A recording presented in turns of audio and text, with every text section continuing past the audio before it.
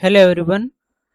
आज के इस वीडियो के अंदर हम अ, जो डॉक्टर बाबा साहब अम्बेडकर ओपन यूनिवर्सिटी है इसके अंदर कई सारे स्टूडेंट हैं जिन्होंने अ, अभी ही फ्रेश एडमिशन लिए हैं, ठीक है। और जो लोग पहली बार एग्ज़ाम दे रहे हैं, ठीक है, तो उन लोगों के लिए इस वीडियो के अंदर मैं कुछ ऐसी टिप्स और कुछ ऐसी ज़रूरी बातें बताने वाला हूँ जो हर विद्यार्थी को पता रहनी चाहिए, ठीक है। क्योंकि इस यूनिवर्सिटी में आप रेगुलरली तो कॉलेज जाते नहीं हो, ठीक है, यूनिवर्सिटी जाते नहीं हो, तो आपको बहुत सारी चीज़ें ऐसी भी हैं जो पता नहीं होंगी, ठीक है।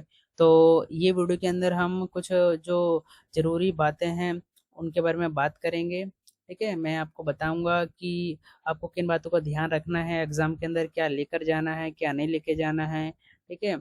आपको पास होने के लिए मतलब क्या चीज़ों को ध्यान में रखना चाहिए तो आप पास हो जाओगे, ठीक है।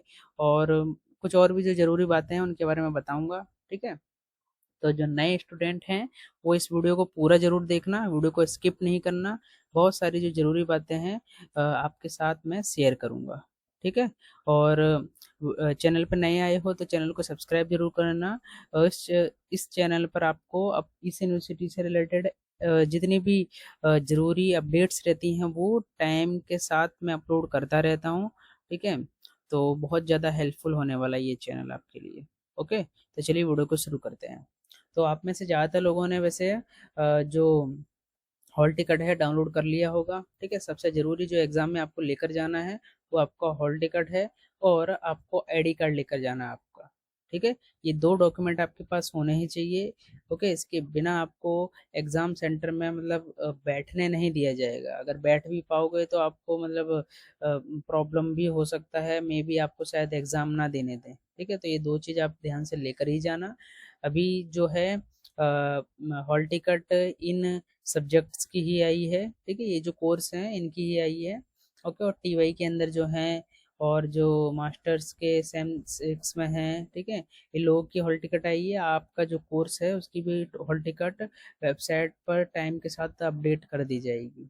ओके, टाइम टेबल आपको देखना हो तो यहाँ से देख सकते हो, ठीक है ना। तो एक तो सबसे पहली चीज़, अगर आप पहली बार एग्जाम देने जा रहे हो ये दो डॉक्यूमेंट आपको लेकर जाना है। आप साथ में अपना बैग लेकर जा सकते हो, ठीक है। अगर आपने अहमदाबाद में सेंटर चुना है, ज़्यादातर लोगों का अहमदाबाद के अंदर सेंटर ज़्यादा होंगे और भी वो कुछ जो ज़िले हैं गुजरात के अंदर वहाँ भी सेंटर्स हैं। आप अपना बैग लेके जा सकते हो, ठीक है। और फिर उस बैग को आप जब एग्ज़ाम स्टार्ट होगी तो बाहर रख देना है, या फिर जो एग्जामिनर जो रहता है सामने, ओके, जो जो है ना कोऑर्डिनेटर के रूप में आते हैं वो आपसे बैग बाहर रखवा देंगे या फिर सामने रखवाने के लिए बोल देंगे, ठीक है। और एक चीज़ और आपको ध्यान रखनी है कि आपकी जो जितनी भी डिटेल्स हैं, ठीक है, आपको जो सप्लीमेंट्री मिलेगी तो उसके अंदर जो फर्स्ट पेज रहेगा उसमें आप सारी जानकारी ध्यान से भरना।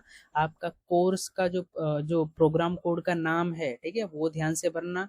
आपका एनरोलमेंट नंबर क्या होता है वो ध्यान से भरना।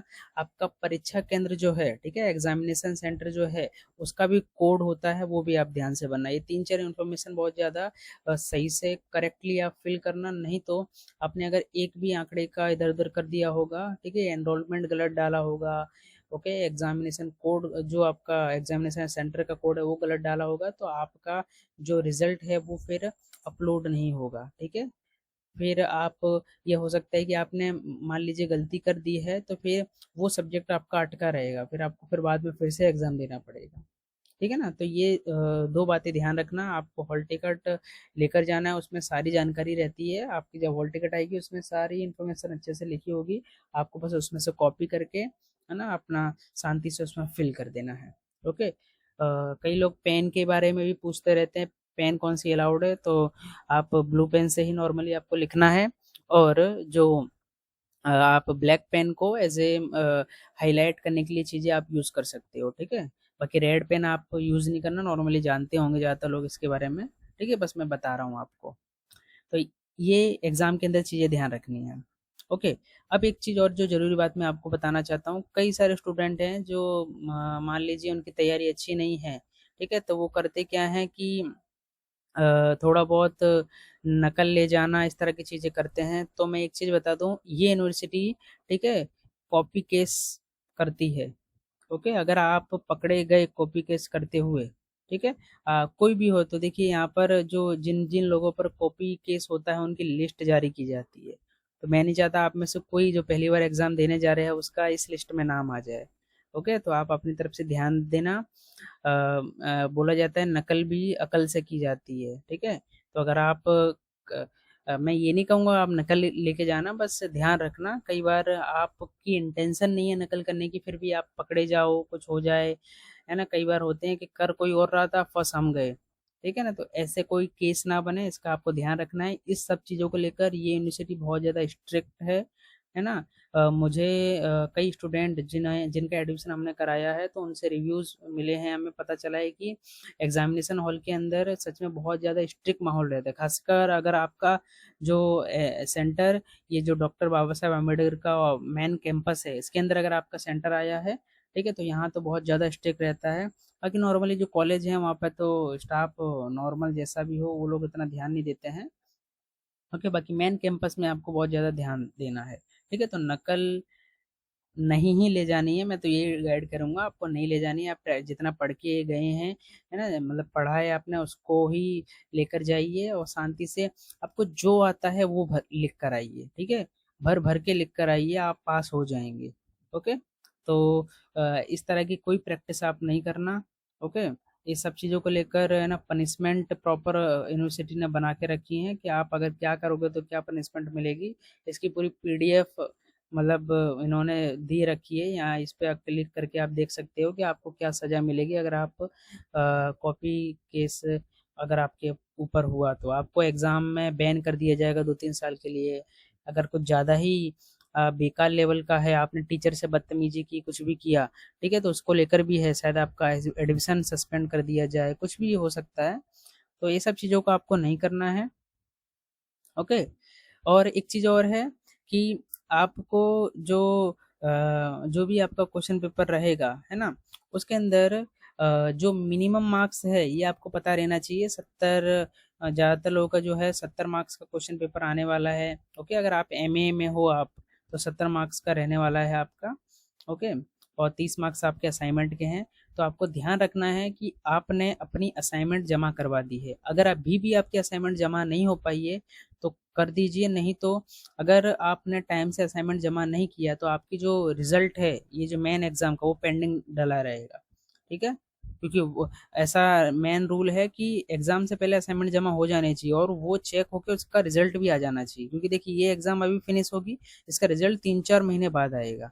तो 3-4 महीने के अंदर आपकी असाइनमेंट के मार्क्स अपडेट हो जाते हैं वेबसाइट पे, और वो कब होंगे, जब आपने अपनी असाइनमेंट जमा की होंगी, ठीक है। तो असाइनमेंट आप टाइम से जमा कर देना। ओके, और उसका डेटा अपडेट हो जावे, इसके लिए आप बार बार यूनिवर्सिटी को कंप्लेन भी करते रहना, नहीं तो ये जो आप एग्जाम दे रहे हो इसका कोई मतलब नहीं रहेगा, उसका रिजल्ट आपका पेंडिंग ही डला रहेगा, ठीक है। और अपनी तरफ से ध्यान रखना कि आप अपनी जो जितनी भी एग्ज़ाम्स हैं, ठीक है, जो भी सब्जेक्ट की एग्ज़ाम है उसमें आप प्रॉपर तरीके से लिखना। ओके, और पास हो सको कम से कम, जिनकी अच्छी तैयारी है उनका तो बहुत बढ़िया है। बाकी जिन लोगों की तैयारी एकदम जीरो है, ठीक है, कई लोग ने मुझे कमेंट में पूछा है कि सर हमारी तैयारी नहीं है, क्या हम इसको स्किप कर सकते हैं, इससे क्या होगा। देखिए, स्किप करने से तो बस सिंपल सा मतलब ये है, आपने अगर फॉर्म भरा है और स्किप कर दिया है तो आपका अब्सेंट आएगा या फिर फेल लिख कर आएगा कि आपने एग्ज़ाम नहीं दी है, ठीक है। तो आप कर ये सकते हो कि आपको टाइम से फिर इसका जो री एग्ज़ाम होगा, ठीक है, एक तो ऑन डिमांड वाले में आप फॉर्म भर सकते हो, या फिर इसका जो नेक्स्ट एग्ज़ाम साइकिल आएगा, ये यूनिवर्सिटी साल में 2 बार एग्ज़ाम लेती है, एक तो जनवरी फरवरी महीने में और ये जून जुलाई में लेती है। ओके, तो अगर जून जुलाई में आपका एग्ज़ाम बन रहा था पर आप नहीं दे पा रहे हो किसी कारण से, तो आपको जो है फरवरी में फॉर्म भर देना है टाइम से।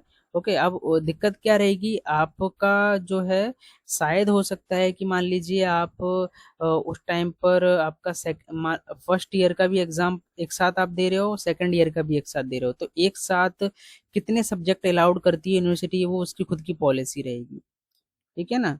तो फिर या तो आप ऑन डिमांड यूज़ कर लेना इस केस में, ठीक है, कि आप अपना ये वाला एग्ज़ाम नहीं दे पा रहे हो तो आप ऑन डिमांड में फॉर्म भर देना, उसमें फ़ीस लगेगी, वो पे कर देना, और आपका एग्ज़ाम करा लिया जाएगा। ठीक है? तो टाइम से आपको कोर्स करना है, आप कभी भी एग्ज़ाम देना चाहो दे सकते हो, बट टाइम से पहले आप सारी एग्ज़ाम्स क्लियर कर लेना, ये कंडीशन है। ठीक है? तो यही कुछ ज़रूरी बातें थी जो मैं बताना चाहता था। रिज़ल्ट आपका जो आएगा उस इसी लिंक पर आकर आप क्लिक करके देख सकते हो। ठीक है? और जो इन एग्ज़ाम्स का जो रिज़ल्ट है वो 2-3 महीने लगते हैं आने में। ओके? तो रिज़ल्ट को लेकर भी जब अपडेट आएगी तो मैं बता दूँगा। ओके? और अभी भी अगर आपको जो है इस एग्ज़ाम से रिलेटेड कोई भी समस्या हो, है ना? कोई चीज़ समझ नहीं आ रही हो, तो आप आराम से मुझे ईमेल करना। ओके, मेरी ईमेल आईडी आपको पता होगी, या फिर आप मुझे सबसे अच्छा रहेगा कि आप मुझे कमेंट सेक्शन में ही आपकी जो भी क्वेश्चन है वो शेयर कर दीजिए, तो मैं ट्राई करता हूँ ज़्यादा सभी को रिप्लाई दे ही देता हूँ। ठीक है? तो मिलते हैं अब हम अगले वीडियो के अंदर।